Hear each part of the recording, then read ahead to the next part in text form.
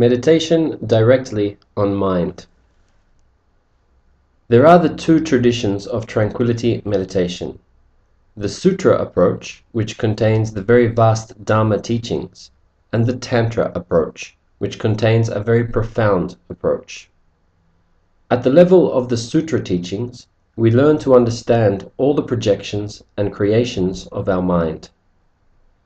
These vast teachings teach us how to understand and establish the view that the external world of phenomena and the internal world of mind is empty.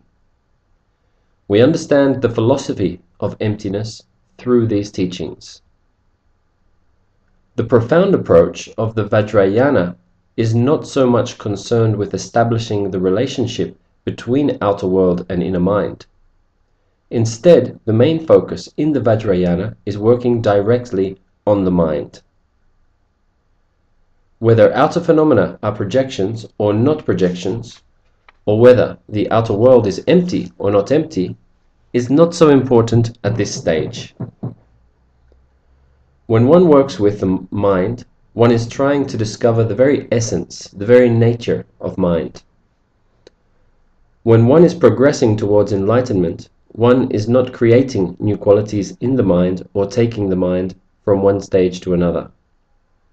Rather, one is discovering its true nature, which has been invisible because it is clouded by delusions created by mistaken perceptions. So the whole point is to cast aside mistaken perceptions and discover the actual nature of what is already there.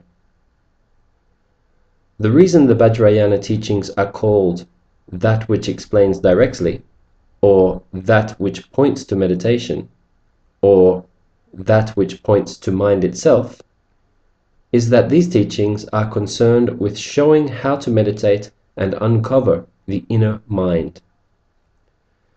The example that is often employed to demonstrate this process is the example of the rope that is mistaken for a snake. When one sees a rope in a dark room and mistakes it for a snake, one has a sudden fear and panic because of ignorance, delusion, and a mistaken perception. The most useful thing to do in this case is not to create anything new or jump at some new remedy to eliminate the snake, but to simply realize that the snake is actually a rope. Once one sees that it is just a rope, all the problems and delusions automatically disappear. There is no need to do anything about the delusions once the actual nature of what is there is realized. Similarly, when one does VAJRAYANA meditation on the actual nature of things, one is not so much concerned with fabricating something or being concerned with various other delusions. One tries instead to find the very nature of what is there. The mind is turned inwards to consider how it is operating. It is the mind which looks at the mind itself.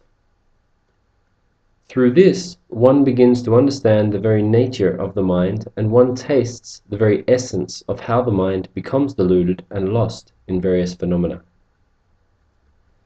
It is important to know how to actually meditate on the essence of mind. The actual essence, the deepest nature of the mind, is Dhamma Dhatu, the empty aspect. Besides Dhamma Dhatu, there is the aspect of clarity, the essence of Buddhahood and wisdom, which is also part of the very nature of the mind.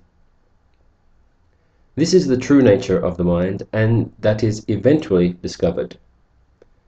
In the beginning, we cannot see its nature directly, and its nature is not at all evident.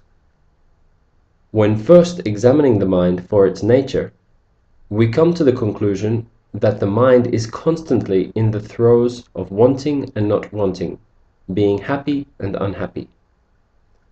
The relationship between this first look at the mind and the true nature of the mind is the relationship between something which is very changeable or fleeting and something which is deeper and more lasting.